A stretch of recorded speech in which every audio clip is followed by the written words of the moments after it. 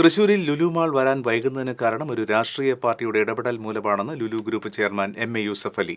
ചിയാരത്ത് Thrissur management association ആസ്ഥാന മന്ദിരം ഉദ്ഘാടനം ചെയ്യുകയായിരുന്നു അദ്ദേഹം.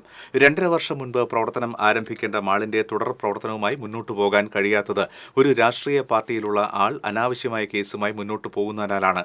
3000 പേർക്ക് ജോലി ലഭിക്കേണ്ട വലിയ പ്രോജക്റ്റാണ് തൃശൂരിലെ ലുലു ഷോപ്പിംഗ് മാളിലൂടെ മുന്നോട്ട് വെച്ചതെന്നും അദ്ദേഹം പറഞ്ഞു.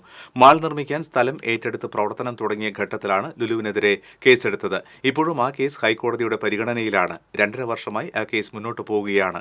ഈ രാജ്യത്ത് ബിസിനസ് സംരംഭം മുന്നോട്ട് പോകണമെങ്കിൽ പലതരത്തിലുള്ള പ്രതിസന്ധികളെ അഭിമുഖീകരിക്കേണ്ടി വരുമെന്ന് എം.എ. യൂസഫ് അലി പറഞ്ഞു. പക്ഷേ നിങ്ങൾ ഇവിടെ ഒരു മാള് പണിയണം തൃശ്ശൂരിൽ. എൻ്റെ ആഗ്രഹം അത് തന്നെയാണ്. പക്ഷേ നിങ്ങൾക്കറിയാം, ഇവിടെ ഒരുപാട് ബുദ്ധിമുട്ടുകളുണ്ട്.